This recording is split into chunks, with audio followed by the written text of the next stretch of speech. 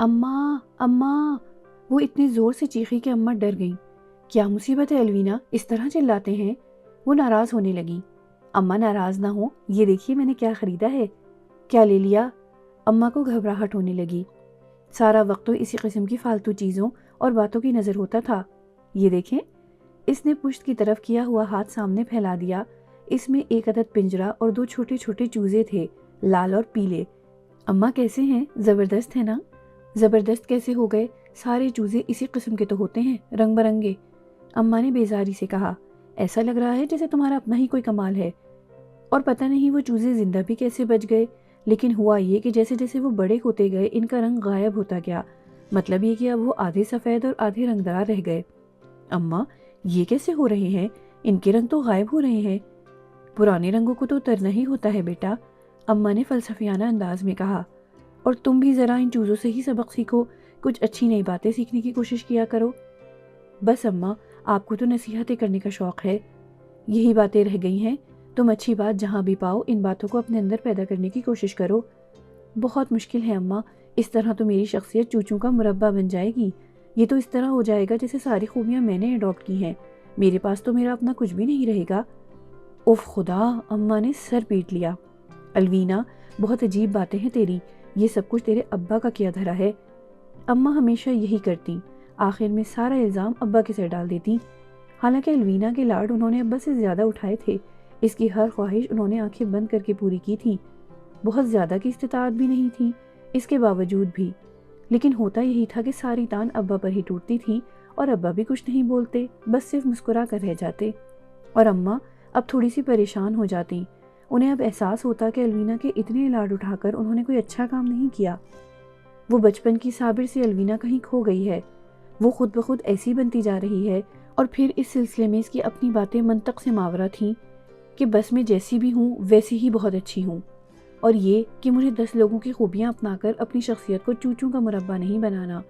وہ تو اور بھی پتہ نہیں کیا کیا بولتی، اماں آپ خود ہی ڈر کے مارے اس کی بات نہیں سنتی تھی۔ لو بھلا کبھی ایسا بھی ہوا ہے کہ لڑکی ذات ہو کر اس طرح کی باتیں کرے؟ وہ تو بہت اچھا تھا کہ میکا سسرال سب لوگ لاہور میں رہتے تھے، ورنہ ان کے ناک کٹنے کے تو سارے ہی ہتھیار پورے تھے۔ الوینا کی تائی جان بہت سخت تھیں، ان کو لڑکیوں کے متعلق جو ادب آداب ہوتے ہیں وہ سارے ازبر تھے۔ الوینا تو انہیں لڑکیوں کا بہشتی زیور کہتی تھی۔ اس کا خیال تھا کہ بہشتی زیور کو پڑھنے کی کوئی خاص ضرورت نہیں، بس تائی جان کے پاس 2 گھنٹے بیٹھ جاؤ، وہ سب باتیں دماغ میں نہ صرف گھسا دیں گی بلکہ دماغ کے ایک ایک خلیے میں گھسا دیں گی۔ تو یہ تھی تائی جان اور یہ تھی بھتیجی۔ ایک کا منہ مشرق کی طرف تھا تو دوسرا کا منہ مغرب کی طرف۔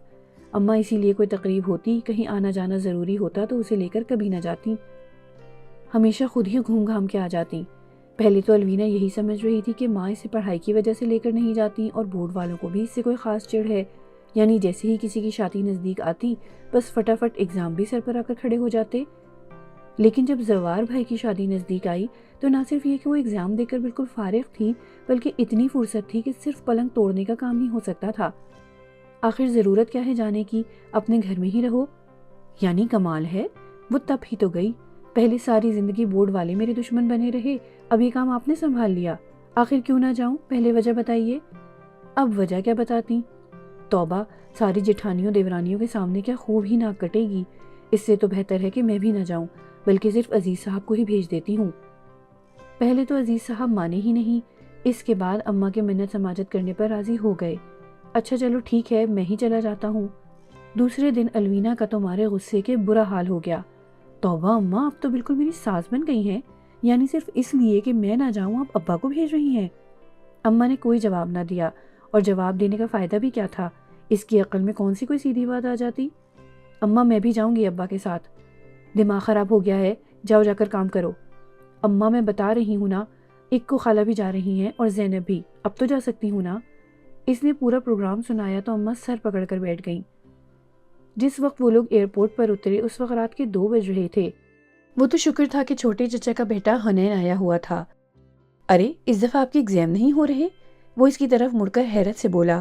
نہیں، میرے تو ختم ہو گئے، اماں کے شاید شروع ہو گئے ہیں۔ اس نے سنجیدگی سے کہا۔ کیا چچی جان کا امتحان؟ حنین کے چہرے پر استعجاب کی کیفیت تھی۔ ہاں، آپ اتنا حیران کیوں ہو رہے ہیں؟ الوینا خاموش ہو جاؤ۔ اماں کو ازہری غصہ آ رہا تھا کتنا سمجھا کر لائی تھیں، پورے 2 دن اس کے ساتھ مغز ماری کی تھی کہ کوئی فالتو بات منہ سے نہ نکالنا، ہر بات کو منہ سے نکالنے سے پہلے 10 دفعہ تولنا، پھر کوئی بات کرنا۔ جہاں جا رہی ہو، خاص طور پر تمہارے بڑے چچا کی فیملی، ان کی بیگم، ہر چیز کو پکڑنے والے لوگ ہیں۔ یہ عمر میری ہونے کو آئی اور ان کے سامنے تو میں اب تک بہت سوچ سمجھ کر بولتی ہوں، تم تو پھر کل کی بچی ہو۔ 2 دن سمجھانے کا یہ اثر ہوا تھا کہ ایئرپورٹ پر اترتے ہی اس کی زبان پھسل پڑی تھی، اور اب آگے جانے کیا ہو۔ وہ اتنا پریشان ہو گئیں کہ انہیں یہ بھی یاد نہ رہا کہ حنین کو بتا دیتی کہ الوینا کا دماغ خراب ہے اور وہ ایسے ہی فضول باتیں کرتی رہتی ہے۔ وہاں سب لوگ انہی کے انتظار میں جاگ رہے تھے۔ تقریباً سب نے ہی الوینا کی آمد پر حیرت کا اظہار کیا۔ شکر ہے تمہاری ایگزام کو تم سے فرصت ملی، منجلی چچا کی شیری نے اظہار خیال کیا۔ ارے ایگزام پر یاد آیا، حنین نے جینز فولڈ کرتے ہوئے اظہار خیال کیا، چچی جان کا بھی کوئی امتحان ہو رہا ہے؟ ہیں؟ کیا واقعی چچی جان؟ سب لوگ آنکھیں پھاڑ پھاڑ کر اماں کو گھورنے لگے، اور اماں کا تو بس نہیں چل رہا تھا کہ زمین پھٹے اور اس میں سما جائیں۔ ضرور چچی جان CSS کر رہی ہوں گی۔ اچھا، تم لوگ تو اماں کے پیچھے ہی لگ گئے، ذرا انہیں بھی آرام کرنے دو۔ اس نے اماں کے لیے آرام دہ جگہ بنائی۔ کچھ کھانے پینے کا انتظام نہیں ہے؟ حنین کچھ لے ہی آتے۔ اس نے فوراً حکم بھی کر دیا، اور وہ بھی کس کو؟ حنین صاحب کو، جو اپنے گھر میں بھی یوں رہتے تھے جیسے کوئی بادشاہ سلامت 2 دن کے دورے پر آئے ہوئے ہوں۔ لیکن یہ سب کچھ الوینا کو نہیں پتا تھا۔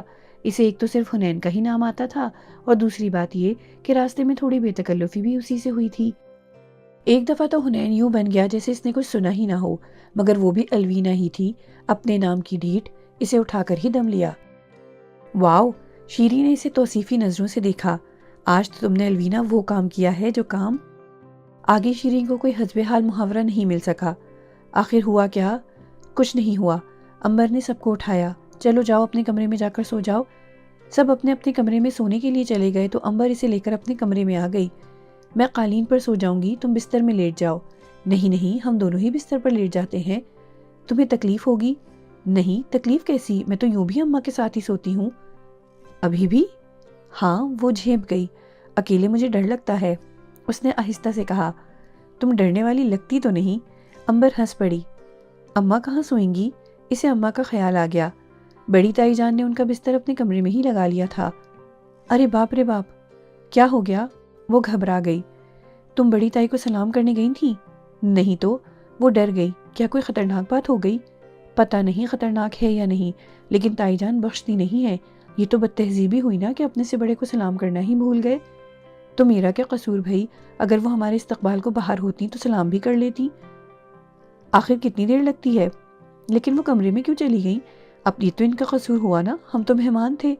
اس نے اپنے بال جھٹکتے ہوئے معصومیت سے کہا۔ تم ہی لے جاتی۔ اس نے امبر کو بھی لپیٹ میں لے لیا۔ تم بہت خطرناک ہو بھائی، آدھے 1 گھنٹے میں ہی تہلکہ مچا دیا۔ اب سو جاؤ چپ کر کے، صبح سلام کر لینا۔ امبر اسے شب بخیر کہہ کر سو گئی، مگر وہ جاگتی رہی۔ اجنبی جگہ، اجنبی شہر، اسے نیند ہی نہیں آ رہی تھی۔ وہ یوں بھی اماں کے بازو پر سر رکھ کر سونے کی عادی تھی۔ آدھے 1 گھنٹے تک تو کروٹ بدلتی رہی، پھر تنگ آ کر اٹھ کھڑی ہوئی۔ کمرے سے باہر نکلی تو سامنے ہی فریج تھا۔ اسے یاد آ گیا حنین کو کچھ لانے کے لیے بھی تو بھیجا تھا۔ پھر امبر نے سب کو اٹھا دیا۔ سبھی لوگ سو رہے تھے اور بھوک اچھی خاصی لگ رہی تھی۔ وہ فریج کھول کر منہ اندر ڈالے چیزوں کا جائزہ لے کر مڑی ہی تھی کہ ایک دم اس کے منہ سے چیخ نکل گئی۔ بالکل پیچھے حنین کھڑا ہوا تھا۔ کیا بدتمیزی ہے؟ اس نے خفگی سے کہا۔ بدتمیزی؟ حنین سچ مچ حیران رہ گیا۔ یہ لڑکی جب سے آئی تھی یوں ہی حیران کر رہی تھی۔ یہ سامنے میرا کمرہ ہے اور میں تو پانی پینے کے لیے آیا تھا، اور میں بھی پانی پینے کے لیے آئی تھی۔ اس نے جلدی سے کہا۔ کچھ کھانا ہے؟ مجھے تو اس ٹائم بھوک لگ جاتی ہے۔ اس نے فریج سے چیزیں نکالتے ہوئے سرسری پوچھا۔ نہیں، اس نے اماں کے خوف سے انکار کر دیا۔ اماں نے آتے ہوئے سختی سے تنبیہ کی تھی کہ اپنی زبان اور زبان کے ذائقے دونوں کو کنٹرول میں رکھنا، اس لیے اس نے فوراً چیزوں پر سے نظریں ہٹا لی۔ آ جاؤ الوینا، تھوڑا سا کھا لو۔ اس کا لہجہ نرم تھا۔ وہ اپنی پلیٹ میں تھوڑا سا کسٹرڈ نکال بھی چکا تھا، بلکہ اس کے لیے ایک پلیٹ اور چمچہ بھی الگ کر دیا تھا۔ وہ ایک دم تذبذب کے عالم میں کھڑی رہ گئی۔ اس وقت در حقیقت اسے خود پر ہی غصہ آ رہا تھا۔ بھلا کیا ضرورت تھی اپنے کمرے سے باہر نکلنے کی؟ وہ اتنا زیادہ سوچنے یا دوسرے معنوں میں اپنے دماغ کو زیادہ زحمت دینے کی قائل نہیں تھی، لیکن اس وقت نہ سوچتے ہوئے بھی اسے محسوس ہو رہا تھا کہ یہ کوئی اچھی بات نہیں ہے کہ وہ رات کے 2 بجے لالچی بچوں کی طرح کھانے بیٹھ جائے۔ کھا کیوں نہیں رہی ہو؟ اچھا نہیں لگ رہا، اس نے صاف گوئی سے کہا۔ کیا اچھا نہیں لگ رہا کھانا؟ حنین نے شرارت سے کہا۔ وہ سمجھ گیا تھا کہ وہ اس وقت اس کے ساتھ اکیلے بیٹھ کر کھانے سے گریزاں ہے، اور صحیح بات بھی تھی۔ سب کو چھوڑ دیجئے، صرف اس کی امی ہی یہ سین دیکھ لیتی تو آدھی قیامت تو سمجھ لو آ ہی گئی تھی۔ نہیں، کھانا تو بہت اچھا ہے، لیکن یہ کوئی اچھی بات تو نہیں ہوگی نا کہ میں ابھی آئی ہوں اور ابھی فوراً آدھی رات کو لالچی بچوں کی طرح کھانے بیٹھ جاؤں۔ اس نے ہچکچاتے ہوئے اصل وجہ بیان کی اور جانے کے لیے مڑی۔ حنین صرف ایک ٹک دیکھتا رہ گیا۔ اس کا چہرہ سادہ اور شفاف تھا، اور جو کچھ اس کے دل میں تھا وہ بھی اس نے کہہ دیا تھا، اور کہہ کر وہ چلی بھی گئی تھی۔ لیکن اسے یوں لگ رہا تھا جیسے وہ ابھی تک وہیں اس کے آس پاس موجود ہو۔ اس نے کھانا واپس رکھ دیا اور دوبارہ ڈائننگ ٹیبل پر بیٹھ گیا۔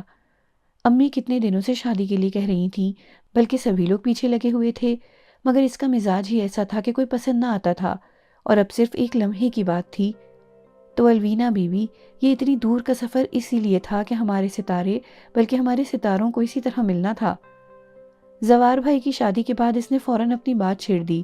تائی جان تو ہکا بکا رہ گئیں، بلکہ تقریباً سبھی لوگ پریشان ہو گئے۔ اس کی عادتیں بھی تو ایسی تھیں، نہ سمجھ میں آنے والی، ہر کام کو اسے 10 دفعہ کہنا پڑتا تھا۔ پھر اماں کے گھورنے پر زبردستی اٹھتی، مارے بندھے کام کر لیا، بس جناب چھٹی ہوئی۔ پھر اس کا سونا، وہ کہیں بھی کسی بھی کمرے میں سو رہی ہوتی، آدھی رات کو اماں کے پاس پہنچ جاتی۔ تائی جان نے پورے 15 دن اس کی وجہ سے تکلیف اٹھائی تھی، اور دل میں 15 دفعہ سوچتی تھیں کہ رضیہ نے کس قسم کی بیٹی کی تربیت کی ہے۔ توبہ، ایسا دیکھا نہ سنا۔ تائی جان کو بلکہ ابھی تک یاد تھا کہ آدھی رات کو اٹھ کر الوینا کیا کرتی تھی۔ پہلے آدھی رات تک گانے بجانے کا کام ہوتا تھا، اس کے بعد سب اپنے کمروں کا رخ کرتے تھے۔ الوینا بھی اپنا تکیہ دبائے ان کے کمرے میں آ جاتی، پھر اپنا بستر جھاڑا جاتا، بیچاری اماں کو ذرا دیوار کی طرف سرکایا جاتا، اور خود آرام سے پورے پلنگ پر لیٹ کر چین سے سویا جاتا۔ تائی جان کو ایسی لڑکیاں پسند نہیں تھی جو صرف اپنے آپ کو دیکھتی ہوں، یا پھر جن کی نگاہ بس ہر وقت آسمان پر ہی ٹنگی رہتی ہو اور زمین کا کوئی کام اسے نظر نہیں آتا۔ اور غضب خدا کا، ان کا لاڈلا بیٹا اسی لڑکی سے شادی کے لیے مرا جا رہا تھا، اور اب وہ دانت پیس پیس کر صرف حنین پر ہی برس سکتی تھیں۔ لیکن جتنا برسنا تھا اور جتنا گرجنا تھا، سب بے سود ہی رہا۔ حنین کی شادی الوینا سے ہوئی تو ایک اور راز کھلا کہ الوینا کا دل بہت کمزور ہے۔ ادھر کسی کو خدا نخواستہ کچھ ہوا، اور ادھر الوینا نے بے ہوش ہونے کی پوری تیاری کر لی۔ اف خدایا، تائی جان کو سمجھ میں نہیں آتا تھا کہ الوینا کس فرصت کے ٹائم کی پیداوار ہے۔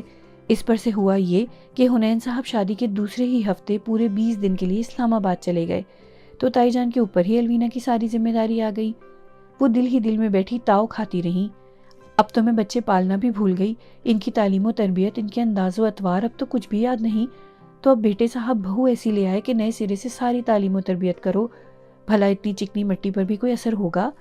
اس پر اسے ذرا ذرا سی بات بری لگ جاتی ہے، اور 2 گھنٹے تک رونے دھونے کا شغل۔ ایک دن وہ اتفاق سے پردے لگا رہی تھی کہ ایک چھپکلی صاحبہ ان کے ہاتھ پر سے گزر گئیں۔ بس پھر کیا تھا، پورا گھر الوینا کی چیخوں سے جمع ہو گیا۔ ارے بھائی، منہ سے تو بولو، کیا حنین بھائی یاد آ رہے ہیں؟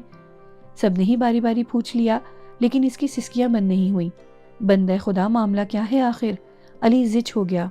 چھپکلی گزر گئی تھی ہاتھ سے۔ یا اللہ، سب کو ہی عزت غصہ آیا۔ لاؤ، اب اس ہاتھ سے کوئی کام تو کرو گی نہیں، اس کو کاٹ دیتا ہوں، زین نے سنجیدگی سے کہا۔ بکو نہیں، اس نے ناک چڑھائی۔ حنین بھائی نے طوطا پال لیا ہے، اسے تو بہت کچھ سکھانا پڑے گا۔ سب کی یہ متفقہ رائے تھی، اور سبھی مذاق اڑا رہے تھے، اور تائی جان تو بیچاری اس کے غم میں آدھی ہو گئی تھیں۔ لو، کوئی بچوں کی وجہ سے بے عزت ہوتا ہے، یہاں بہو کی وجہ سے خواری اٹھانی پڑ رہی ہے۔ رات کو حنین کا فون آیا تو اسے بھی نمک مرچ لگا کر یہ واقعہ سنایا گیا۔ یوں بھی وہ آج ہی گیا تھا، اور الوینا کے بغیر اداس سا ہو رہا تھا۔ وہ سن کر ہنسنے لگا تو تائی جان غصہ ہو گئیں۔ الوینا کو تو اکیلے کمرے سے بہت ڈر لگ رہا تھا۔ چھت پر پنکھا ناچ رہا تھا تو یوں لگ رہا تھا جیسے لمبے لمبے بھوت ایک دوسرے کے تعاقب میں ہوں۔ جھالر پھڑپڑاتے تو یوں لگتا جیسے کوئی ہاتھ اسے آگے کر کے پکڑ لے گا۔ ڈر جب حد سے بڑھا تو اس نے سیب اٹھا لیا۔ چلو سیب ہی کھا لوں۔ چھری شاید حد سے زیادہ ہی تیز تھی، اس نے سیب کے ساتھ ساتھ اس کی انگلی بھی بری طرح کاٹ دی۔ ایسا بھل بھل کرتا خون، اس کی تو ٹانگیں لرزنے لگیں، سر ایسے چکرانے لگا جیسے ابھی بے ہوش ہو جائے گی۔ بڑی مشکل سے اس نے دیوار کا سہارا لیا۔ تائی جان کا تھوڑی دور کا کمرہ بھی اسے کوسوں دور لگ رہا تھا۔ اسے پتا تھا اتنی رات گئے صرف وہی جاگ رہی ہوگی، اماں تو کبھی بھی اتنی رات گئے تک نہیں جاگتی تھیں۔ لیکن اگر خدا نخواستہ کبھی اس کے ساتھ چھوٹی سی بھی بات ہو جاتی، حتیٰ کہ ایک پن بھی چپ جاتی، تب بھی وہ جب تک اماں کو اٹھا کر ان سے پٹی نہیں بنوا لیتی، اسے نیند ہی نہیں آتی تھی۔ پھر صبح اٹھ کر وہ پن کا زخم ابا کو دکھایا جاتا، غرض ہے کہ پورے 3 دن کی کہانی ہو جاتی، اور وہ جو تھوڑا بہت کام کر لیا جاتا تھا اس سے بھی ہاتھ کھچ جاتا، اور ہر دفعہ نئے سرے سے اماں کو بتانا پڑتا کہ 3 دن پہلے ہی تو ہاتھ زخمی ہوا تھا، اس کی وجہ سے کام نہیں کر رہی ہوں۔ اور اب اس نے اپنے رنگین ہوتے ہاتھ کو دیکھا۔ تائی جان جائے نماز پر ہی بیٹھی ہوئی تھیں، ابھی انہوں نے نیت نہیں باندھی تھی، رات کے 2 بجے تھے۔ انہوں نے ایک نظر اسے دیکھا، دوسرا نظر گھڑی پر ڈالی، پھر اس کی طرف دیکھا جو پشت کی طرف دونوں ہاتھ پیچھے کیے کھڑی تھی، یقیناً ہاتھ میں تکیہ ہوگا۔ انہیں 4 مہینے پہلے والا واقعہ یاد آ گیا، جب اپنی اماں کو دیوار کی طرف سرکایا، تکیہ رکھا اور پورے بستر پر براجمان۔ کیا ہوا؟ ان کا لہجہ سرد مہر تھا۔ جی وہ اس کی آواز بھرا گئی، تکلیف بھی تو اتنی ہو رہی تھی۔ دیکھو دلہن، ایک بات بتا دوں، میرے کمرے میں اول تو کوئی آتا نہیں، دوسرے میں اپنے بستر پر کسی کو سلاتی نہیں ہوں، مجھے نیند نہیں آتی۔ تمہاری ماں نے تو تمہیں بالکل ہی بچہ بنا کر چھوڑا ہوا ہے، پتہ نہیں کس قسم کی تربیت۔ اللہ اکبر! انہوں نے کانوں تک ہاتھ لے جا کر نیت باندھ لی۔ پہلے ہم دل دکھاتے ہیں، پھر نماز پر کھڑے ہو جاتے ہیں۔ الوینا باہر نکل آئی۔ رات ابھی بھی باقی تھی، صرف 5 منٹ پہلے ہی تو وہ کمرے میں گئی تھی۔ 5 منٹ میں کیا چیز بدلتی، حتیٰ کہ خون کا رنگ تک مان نہیں پڑا تھا۔ صرف ایک ہی چیز تھی جو بدل گئی تھی، دل۔ مائیں بیٹیوں کے لاڈ اٹھاتی ہیں تو کتنا ڈرتی ہیں، اور نہ جانے کیوں ڈرتی ہیں۔ عورت کے اندر تو اتنا ظرف ہوتا ہے کہ پچھلی زندگی کو 1 منٹ میں پھاڑ کر علیحدہ کر سکتی ہے، اسے اٹھا کر طاق پر رکھ دیتی ہے، پھر بھول جاتی ہے، پھر بھول جانا ہی پڑتا ہے، پرانے رنگوں کو تو مٹنا ہی پڑتا ہے۔